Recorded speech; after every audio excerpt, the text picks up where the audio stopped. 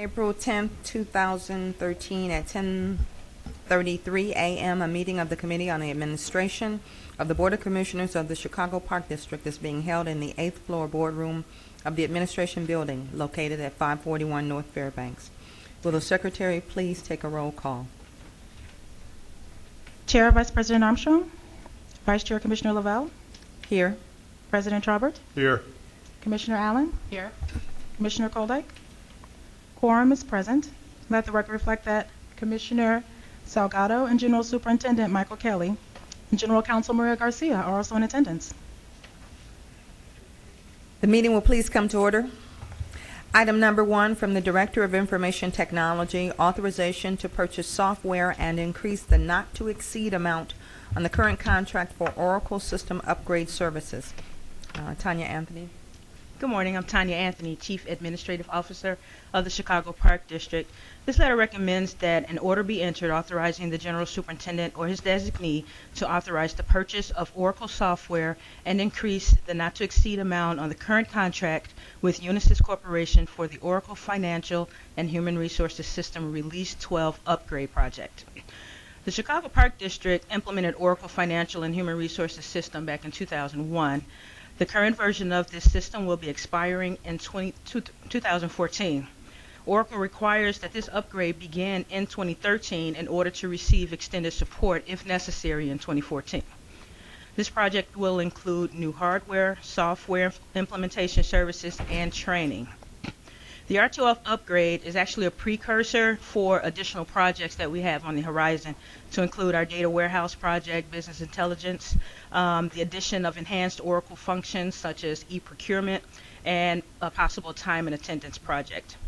So the CPD would like to use its existing contract with Unisys Corporation to facilitate this upgrade.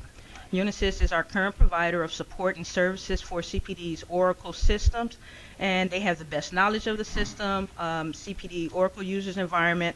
They provided the best price for this project, and the implementation schedule meets our aggressive timeline. The total project amount is not to exceed $1,630,000. This includes $330,000 for licenses and software. The project will commence upon approval from the board. It is estimated that it will take about 9 months to complete. Unisys is committed to maintaining the required MBE/WBE percentages. Also have Steve Maris, Director of IT, and Anthony Dobbins, Program Director of Managed Services for Unisys, available if there are any questions. And to be clear, if we don't extend this contract, then we lose our maintenance on the units that we have now? We would lose we would lose support. So on it's the expired, modules. we would lose support on Oracle modules. Mhm. Correct. Okay. And how long does this extend our support for? Through 2014. 2014. Right. And it takes at least nine months is a very aggressive schedule that Unisys is committed to trying to help us meet. But if we go into 2014, we're going to be on basically life support, and that's it. So we want to try to get this done as quickly as possible. And it's definitely the basis for being able to implement additional projects and improve upon what we already have, like e-procurement. Will this give us a complete enterprise suite with Oracle? It will not. It will give us the basis for it. So it will enhance what we already have and give us the opportunity to expand additional modules. Are there any other questions? So can you tell me, you made the statement that Unisys best price and most qualified to do this work. What, just the evaluation process that went through to see that Unisys was indeed the team to do this for us? We actually spoke with the company that did the city's upgrade, and very intense conversations back and forth with both Unisys and the other firm. And what we found is, comparison in prices, that firm's prices were a little bit higher. They were not willing to meet our timeline. Very firm, very good firm, and it was very close, but it really came down to the price and the timeline. Does any of this require modifications or the Park District itself? There's going to be some modifications. There's going to be some hardware changes, definitely some software upgrades. Anybody, one of you guys want to talk about that?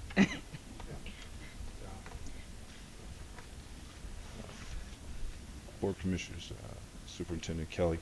My name is Anthony Dobbins. I represent Unisys We have been a partner with the Chicago Park District for some time, since 1995, and we want to continue that business. The upgrade, in answer to your question, the upgrade will require some additional hardware to support the application.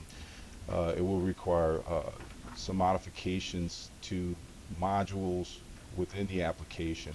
It is a relatively, different upgrade in the sense that there's cosmetics and functions that will not be the same in the old version. So yes, there will be some modifications. We consider them significant in the sense that yes, that there will be some changes that will be apparent to end users and functions within the application. Additionally, don't go too far. Additionally, with that said, there will be a change to the end users, so there is critical training that will be required. Now, this training is going to be not just on the upgrades as a result of this, the change, the upgrade, but there's also some training that, when we come here, we get on the job training and we just kind of figure out how to do our day-to-day job. There's functionality in Oracle that may not have been exposed to our end users. So this is our opportunity to do additional training and allow for, you could have been doing it this way, and just efficiencies. You want to talk a little bit about the training process? Yeah, the training will involve it will be a comprehensive training program. We'll take our power users, the individuals, the principals within those departments that are, let's say familiar with the application now, and they will be the ones that will be trained first. They will be the ones that will be part of our testing and approval process as we go through the upgrade process. And then there'll be a phase where we will do mass training. The individuals that, from day to day, will require, to know the differences between this new application and the previous application versions that they've been using. And as Tanya mentioned, I think this is a very good opportunity to get hold of and actually, document this process and ensure that individuals within the respective departments that are going to use this application are well trained. They have the knowledge. There will also be components of this training that will provide remedial assistance in the event that an individual forgets a process they may use maybe not all the time, that they will be able to use these tools that we'll put in place that will give them assistance and online assistance in doing so. As well as new employees coming. Exactly. What part of this work will your MBE or WBE do? A significant part of it, our MBE, WBE vendors that we partner with will be doing the actual resources, Oracle resources that will be doing the planning, that will be doing the actual implementation, post-implementation support, and a portion of the training. Who are your MBE and WBE partners? IMC is a WBE. CSS is an MBE. And Smart Technologies is another MBE. Thank you. Any other questions? Okay, thank you very much. If there are no other questions, I'd like to also note that Commissioner Shalaby is in attendance at the meeting. Let the record reflect that Commissioner Shalaby has joined the meeting. If there are no further questions, I'll entertain a motion. So moved. All in favor? Would the Secretary take a roll call? Vice Chair Commissioner Lavelle, Yes. President Trobert, Aye. Commissioner Allen. Aye. Motion carried and the matter is adopted. Thank you. Thank you. Item number 2 from the Acting Treasurer, adoption of a resolution declaring official intent regarding certain capital expenditures to be reimbursed from proceeds of a bond issue. Good morning, Commissioners and Superintendent Kelly. My name is Cynthia Evangelist, the Acting Treasurer for the District. The resolution before you this morning authorizes the District to reimburse itself from future debt issuances for expenditures in relation to the 2013 Capital Improvement Program. It's important to note that this resolution does not authorize the issuance and sale of bonds, but rather preserves the District's ability pursuant to federal tax regulations to reimburse capital expenditures associated with the 2013 capital program prior to the issuance of bonds. In essence, the reimbursement resolution needs to be in place before an expenditure is made or within 60 days of an expenditure. I'm happy to answer any questions that you may have. So what's next after? So we approve this and then we see you again? You're going to see me probably in June for seeking your approval to issue the sale of the bonds. What is the market like out there right now? Well, it's volatile. It can change from week to week. It's gotten better, but at some point last year, because of sequestration and everything like that, the market was not so great. It's turned around, and we're just going to have to watch it and be mindful of it. Our 2012 financial information should be out prior to the issuance of bonds, so it'll be the most up-to-date financials we have, and I think with the assistance of our transaction team, that we'll gauge when it's prudent to go in the market. You're in the process of putting a transaction team together then? The CFO and I are in the process of chatting with various firms. Any other questions? Madam Secretary? Is there a If there- motion? So moved. Thank you. Is there a second? Second? Second, please. Second. If there is no objection, we'll apply the last favorable roll call from the prior matter to this matter. So Motion carried, and the matter is adopted. And that concludes the Committee on Administration. Is there a motion to adjourn? So moved. Second. Thank you. All those in favor signify by saying aye. Aye. Aye. Against? Motion carried, and the Committee on Administration is now adjourned. On this day, Wednesday, April 10, 2013, at 10:43, a meeting of the Committee on Programs and Recreation of the Board of Commissioners of the Chicago Park District is being held here on the 8th floor of the Administrative Building, located 541 North Fairbanks. Will the Secretary please take a roll call? Chair Commissioner Shalaby. Here. Vice Chair Commissioner Allen. Here. Commissioner Salgado. Here. Vice President Armstrong. President Robert. Here. Quorum is present. Let the record reflect that Commissioner Lavelle, General Superintendent Michael Kelly, and General Counsel Maria Garcia are also in attendance. This meeting will please come to order. Item number 1, from the First Deputy General Counsel, Timothy King, request to officially name parks that have well-known nicknames. I'm sorry, Elizabeth Perez. Sorry about that. Good morning, Commissioners, Superintendent Kelly, General Counsel Garcia. I'm Elizabeth Perez, Deputy Director of Legislative and Community Affairs. It is recommended that an order be entered authorizing the General Superintendent or his designee to officially name the following parks. These sites already have names that are well known and accepted in their communities, even when the sites have never been officially named by the Chicago Park District.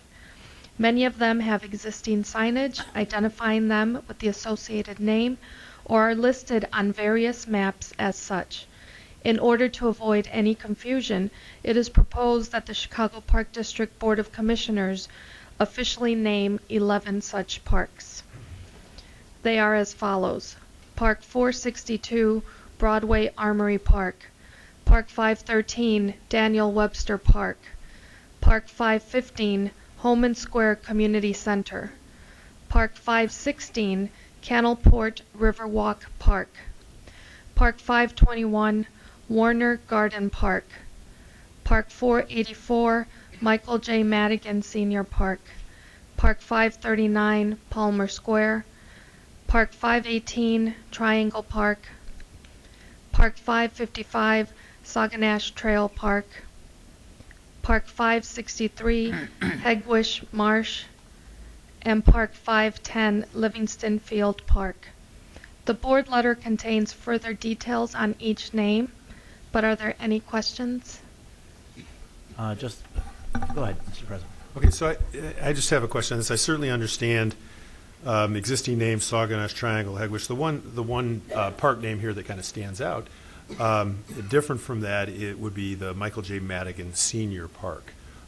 So I know we have a typical process of naming parks. I just wonder if you could go through that process that we usually have when we're going to name a park, and then how that relates to the Michael J. Madigan Senior Park. Thanks. Thanks, President. Tim King, First Deputy General Counsel. The process that you cite is provisions 7, Chapter 7, Section E2 of the Park District Code. The typical naming process requires community support and presentation at a board meeting, the entering into a 45-day notification period, which includes public notice at parks within a mile radius of the park in question, and a comment period, and then reporting back to the board. In this specific instance, you'll recall that there was strong community support when there was discussion about naming this Park 484. We had a meeting here, I don't know when it was, there was a big outpouring of the community supporting Michael Madigan Park then, right? Was that? You're absolutely correct. What happened, the timing of such was it coincided with the development of Azuela School, which is on 67th Street in the 13th Ward. And when the school opened up, we also took it as an opportunity to redo all the ball fields adjacent to the school.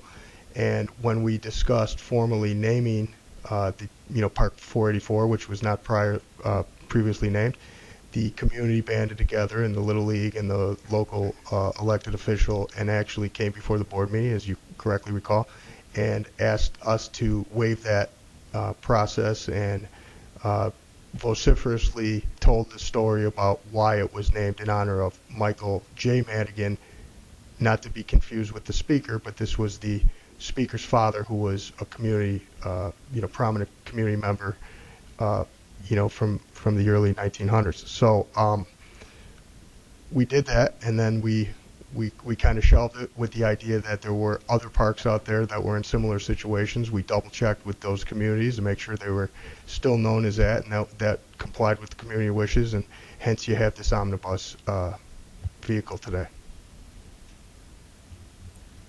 Just for clarity's sake, so that everybody understands, could you very briefly go through what is the process for community input on the naming of a park? Sure. As cited before, Chapter 7, Section E2 of our code calls for a 45-day notification period and then public comment and then report back to the board. That's the black and white legal process. The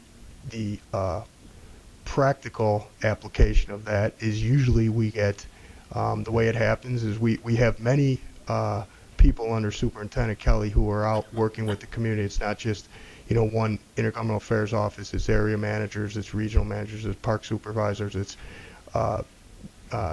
construction people, project managers, etc.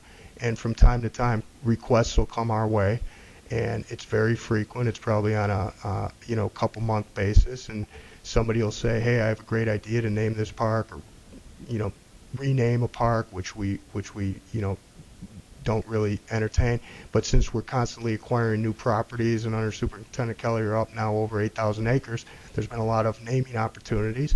Oftentimes Friends of the Park will send us a letter, or some of our other partners, and then we will ask them to demonstrate some community support, typically through the local alderman or other prominent community leaders, and we keep those letters on file to demonstrate that support, and then we bring it to you at that time when it's fully baked, so to speak, and then we make that presentation. We certainly do research on our behalf. Julie Bacharach, who's our historian, is tasked then to make sure that there's nothing offensive in the person's background or anything that could that we're not seeing that could ignite some sort of negative response, and then we present it to you, and then that triggers the Chapter 7 provisions of the code that I've referenced, which includes the 45-day notification period for public comment. So there's still a mechanism where if there was somebody who was against that, they'd have an opportunity to voice their opposition, and then we bring it back before you a final time, and then after that entire process has been completed, you then vote affirmatively for that. I just wanted people to know that it's a thoughtful process with Very multiple opportunities for public input. Thank you for allowing me to say that for the record. You're absolutely right. And Tim, nothing by taking this action today and acknowledging kind of these neighborhood and already established names. We are not precluding the possibility of people in these neighborhoods wanting to honor an individual and coming back at some point and honor them by naming these parks over an individual. You're absolutely correct. And in fact, at the risk of being long-winded, you give me an opportunity to tell a tale as to originally this letter included 12 parks. Well, as part of the transparent process and the posting of the board letter, there was a community in Alderman Pope's ward that got together, and it just happened to coincide. There was a gentleman who recently passed away, and they presented they called us and they said, hey, we weren't aware that this parcel was not already codified as Calumet SAG Calumet Bikeway. Since it hasn't been formally recognized by your board, can we name it in honor of this gentleman who recently passed away? And of course, then that triggered the process that Commissioner Lavelle referenced, and we asked for that support, which they're in the process of getting, and we'll be bringing that before you at the May meeting. So, absolutely. Are there other parks, Tim, that have haven't been officially named? Yes. There are, and the reason there are is because before we bring it to the board as part of our process, which I did skip, we like to formally acquire title for those parcels. So the parks that, even though sometimes they're commonly known as parks, we try also to coincide that with the legal acquisition. Celotex would be an example. Certainly, right. That's what it's commonly known as in the community. I think we all can agree we'd rather stay away from that name, once we get that developed. But since we're in the process of formally acquiring that, so yes is the answer to your question, and when we get those fully baked, we'll be bringing those before you. Like the ones that the Water Reclamation District still has title to, we had that agreement. Those we don't officially name? We don't formally name those because those are, per the Intergovernmental Property Transfer Act, we do leases with those agencies. So since technically it's still on WRD property, we don't formally If you name eliminate those. the ones that are like water reclamation, I guess I'm trying to get to, Sure. of the ones we do control, are there still parks out there that haven't been officially named? I don't think so. I think we pretty much are there. Yeah, I mean, there probably are, and we're constantly, we're much like updating our code. We're still, You're still working we're through still that. working through those. Yeah. Okay. And as we develop them as well, when we acquire acreage, Right. we have to develop them as a park, and then the community kind of, uses them actively and rallies behind it, and then oftentimes an advisory council is formed and community support develops, and then they rally behind a particular park, and then that's when a name kind of sprouts out of that. I just have a kind of question, inquiry / kind of suggestion. When these, you just drive around and look at parks and you see these names and you don't know anything about the people, they're named after somebody, the cultural demographic of the community, clearly Chicago shifts constantly. Sure. So I think, I would like to know more about the folks that these parks are named after, if I'm not from that community, or, someone's not, moves into the community and they're taking their kids to that park. It would be nice to know what that person accomplished. Why was this park named after this person? Or, some of the names clearly, are, there's information there. So just from a historical context, and I think, when people come in and maybe they don't speak English, and they see this park that they're raising their children in, and, just for it to have some sort of, resonance around, Chicago being, a city of immigrants, and, being able to really kind of bring that together, because it is kind of confusing when you don't know, like, why Sure. are these parks named this, and I live in this, who is this person, and, and so I think that would be, and that's something that we could move towards, because I think it is really important to understand what, what folks have accomplished or what was there. It's an old, Native American trail, and, or a different kind of environmental marsh or something that used to be there before it was developed, I think it helps folks with understanding that environment that they're working in. So You mean you don't know the history of flying squirrel? I don't. But I mean, it just gives me a little $1 bit to of, the first one who stands up and does. Fair point, Commission. And actually, our website provides, you can scroll down and click on any one of our parks and get that blurb. But duly noted for those who don't have access to the web, just like and as we've you got said, time, non-English speakers. I mean, certainly, I think we could be, we're constantly working to update our signage, and superintendent has a plan to, down the road, have a kiosk program and other interactive, devices. I think just with the But new absolutely, good signage, point. these are being named. Sure. There's an opportunity, just really basic, just because not everyone's gonna, maybe there can be something like, hey, if you want more information, then folks can go to the library or go to their home computer or school or whatever. But just that kind of like, oh yeah, that's interesting. Flying squirrel. I go by flying. I'm like, what? Where are the flying squirrels? Good just point. sort of. There's reasons that things are named what they're named, and I think it really helps the public to engage more with the parks to kind of get that little teaser, because we want more people coming in. Sure. And knowing about folks who are well thought of in the community, who've accomplished a lot in their lives, like that gives something for our young people to strive for, and gives them just hope. So just I think that information, simple signage, Sure. and then we can get more sophisticated, but Good educational opportunity. Absolutely. teachable moment. Tim, in every instance, must a person be deceased, and if so, is there a waiting period after the person has died that they could be eligible to be named? Also, per the code, there's a 1-year period where the person must be deceased. In certain circumstances, the superintendent can waive that, but yes, we recommend that the person be deceased for a year. I move to approve. Anything? There's a motion, second. Will the secretary please take a roll call for the adoption of the matter? Chair Commissioner Shalaby? Aye. Vice Chair Commissioner Allen? Aye. Commissioner Salgado? Aye. President Traubert? Aye. Motion carried and the matter is adopted. That concludes the Committee on Programs and Recreation. Is there a motion to adjourn? Second? All in favor, please indicate by saying aye. Aye. Opposed? Motion is carried, and the Committee on Programs and Recreation is now adjourned.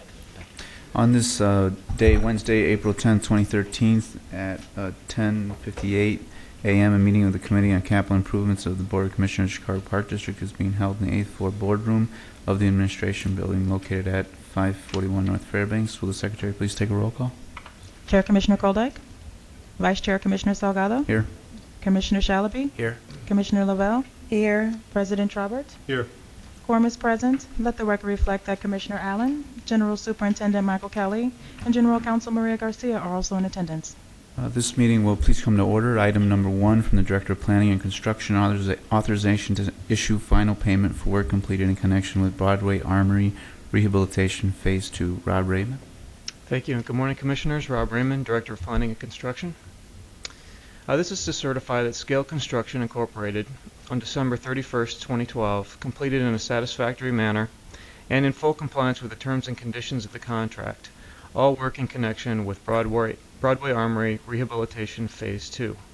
It's therefore recommended that final payment be approved in favor of Scale Construction in the amount of $82,763.19. The original contract amount was $4,638,400. The total contractor amount after change orders is $4,937,886.21. The MBE participation is 40.6% and WBE participation is 15.7%. Broadway Armory is located at 5917 North Broadway and the 48th Ward, Edgewater Community. Broadway Armory Rehabilitation Phase 2 provides expanded community opportunities within the footprint of Chicago's largest indoor park. Officially purchased in 1998 after being no longer needed as a National Guard for military purposes, the massive 87-year-old park facility today houses 5 gymnasia and 13 rooms. It's home to one of the Park District's 9 gymnastics centers, the Trapeze School of New York in Chicago, and the Abbott Fund Wellness Program for year-round fitness and nutrition. Broadway Armory's open space makes it ideal for the Chicago Park District special sporting events, such as citywide 3-on-3 soccer and volleyball. The park boasts an active after-school program for children ages 6 to 12 who create their own afternoons by choosing from a list of available activities such as dance, fitness, floor hockey, arts and crafts, and homework time. An exterior restoration along the Broadway facade has been completed to match the building's original 1916 appearance.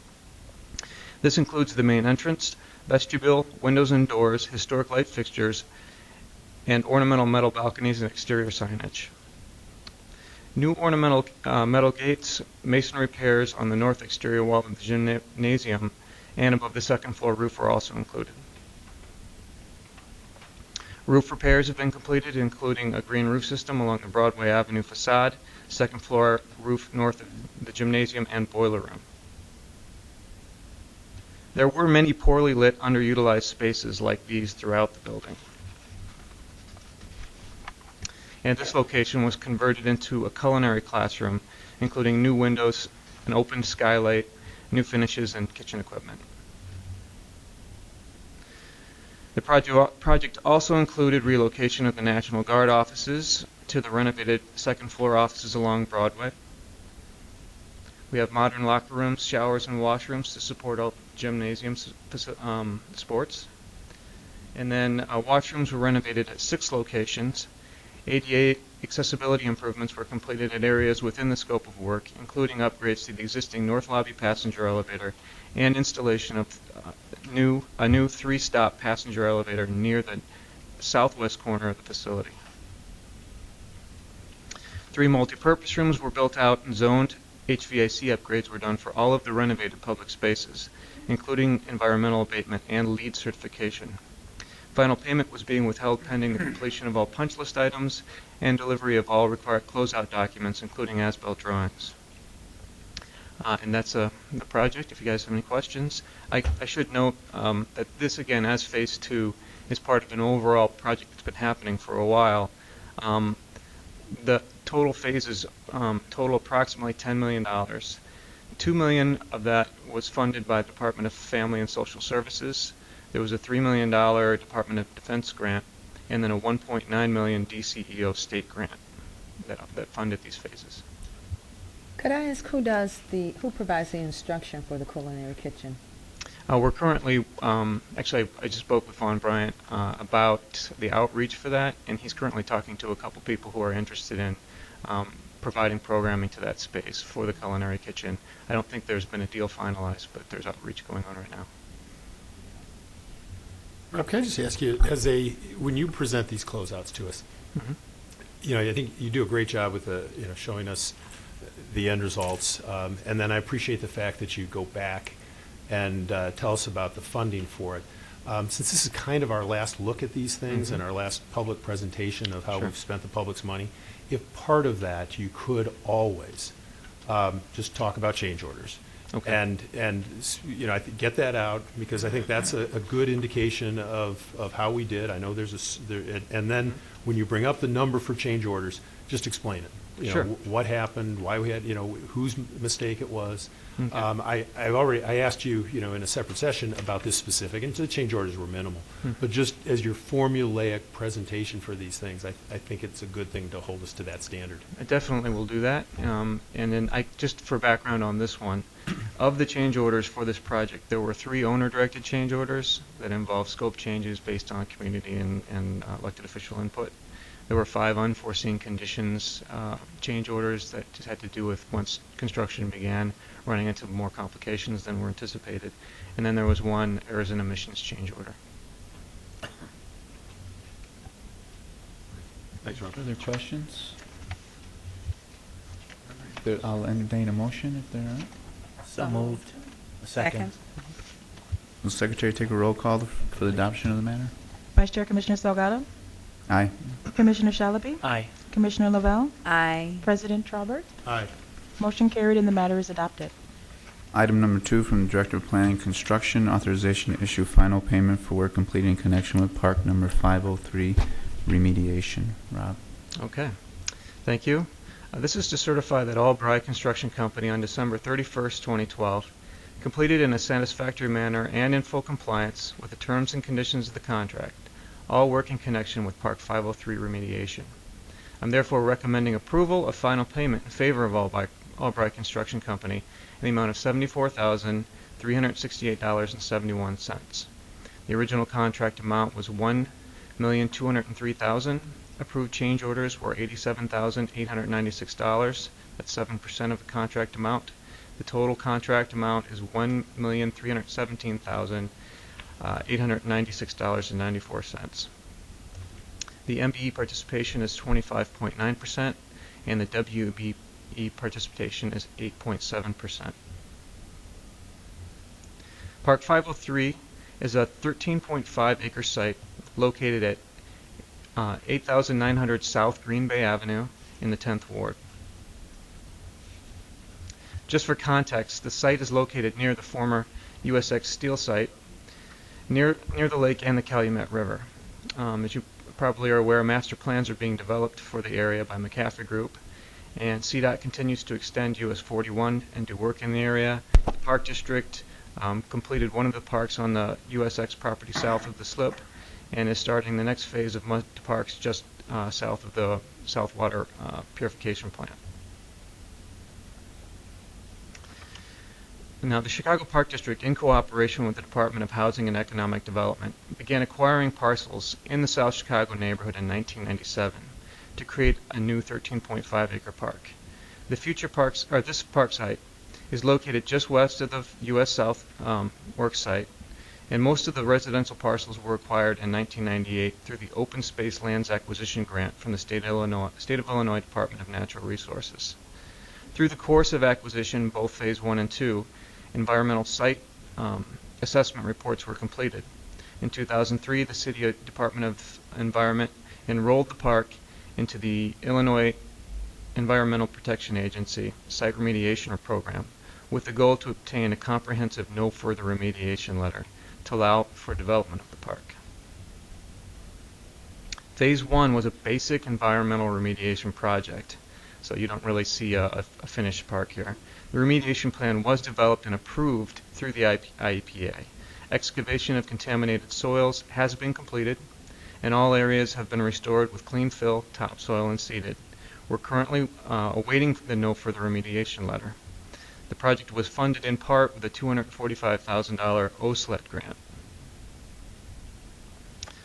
Now, what's really worth talking about is Phase 2 of the project, which is currently out to bid for construction. In December 2010, the Park District partnered with Growing Power to grow healthy and sustainable food year-round, providing economic and public health benefits in areas of need. Approximately 7 acres of this park space will provide the necessary space to grow produce and support healthy food consumption on the city's south side.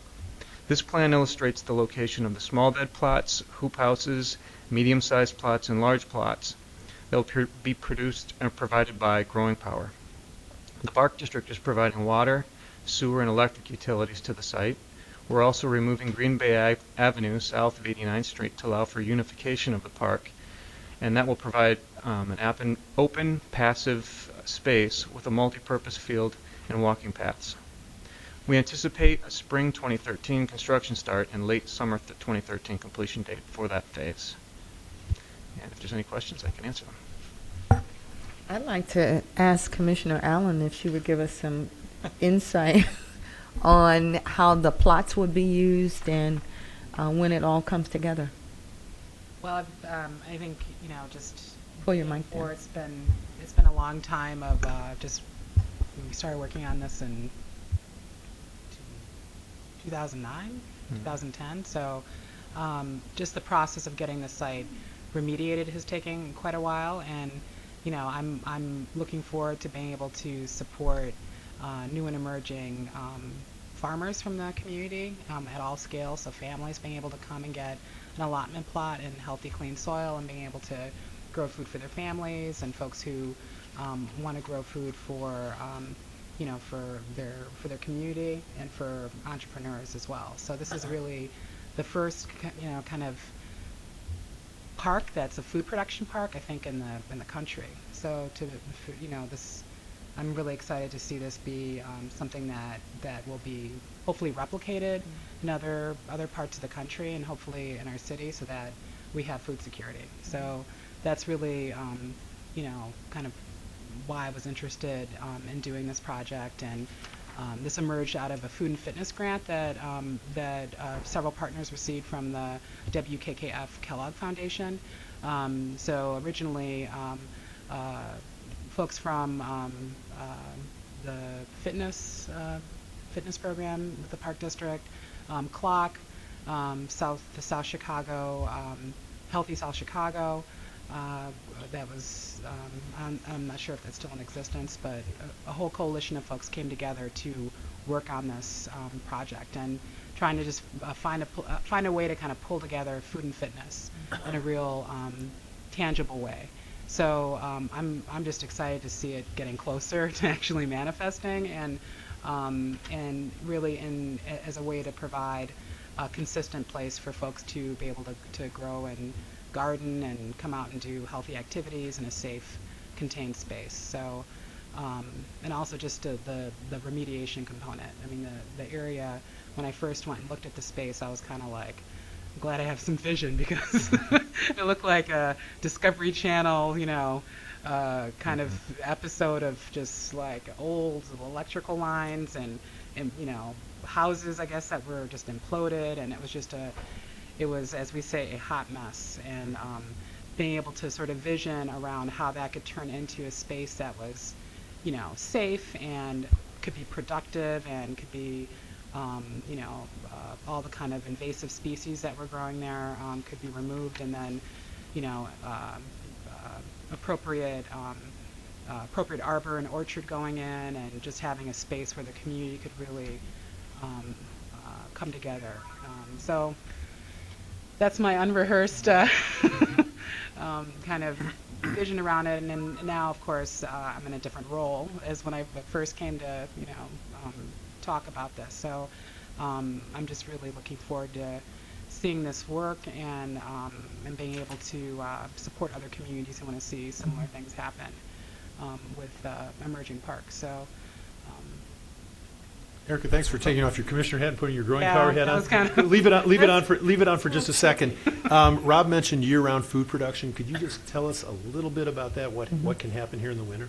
Yeah, there's an area that we're planning on putting in hoop houses, at least an acre. So we do these very low-cost hoop houses that are literally just top rail, and we build a jig and bend the metal and are able to pretty quickly put up hoop houses. Hoop houses are different than greenhouses, so that's a way to sort of grow food year-round without any heat. So clearly you're not growing hothouse tomatoes and cucumbers and things that are out of the season, but things like spinach and Swiss chard and kale and so those healthy greens, that we can grow those year-round, and there's also clearly a strong market for those products. So there'll be just an opportunity for folks to be able to have that food security and access, but also for emerging, youth who are trying to, find, a viable career, and folks in the community who have an agricultural background or interest can learn this technology and supplement their incomes and their diets. So, the hoop houses are key, and they're kind of beautiful when they're all lined up. Full of greens in the middle of winter where there's snow everywhere. So I hope that we will do a good job of documenting this, because it seems to me that this is something that we will want to have a good record of, and that we will want to be able to document and share the success. Absolutely. If this is a national model. Absolutely. And I'm one of the visions too is that this becomes a destination for folks to see what the Chicago Park District has been able to support over the years.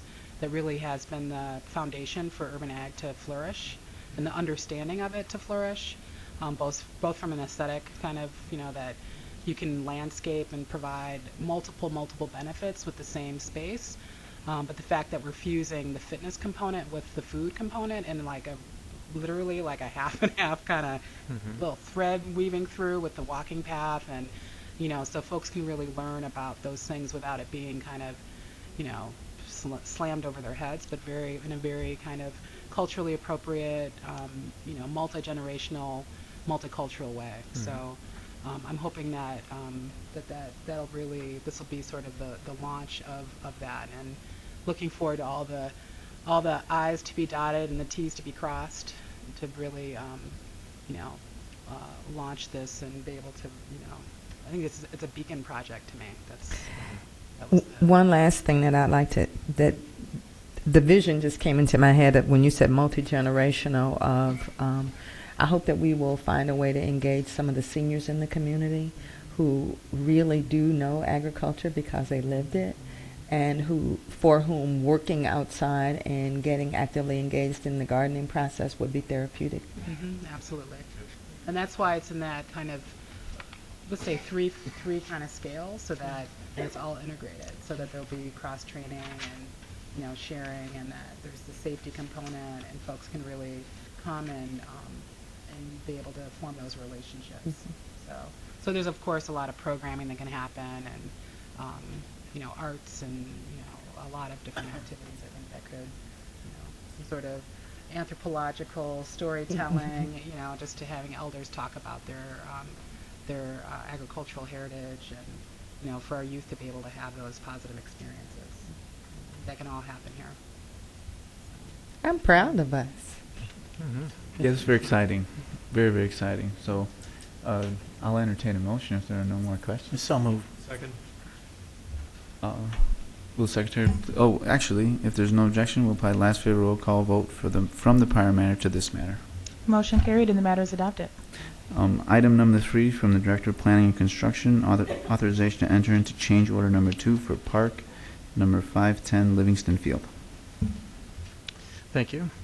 It's recommended that change order number 2 be approved in the amount of $159,926.17 for excavation and placement of structural fill for field stabilization at Park 510, often referred to as Livingston Field. The new contract amount will be $1,795,997.37. In that amount, we're at 25.1% M and 55.7% WBE participation, and the contract time will be unchanged. Livingston Field is a 1.85 acre park located at 2139 Lexington Avenue in the 25th Ward. The land was acquired as part of a TIF and is located in the heart of the Illinois Medical District.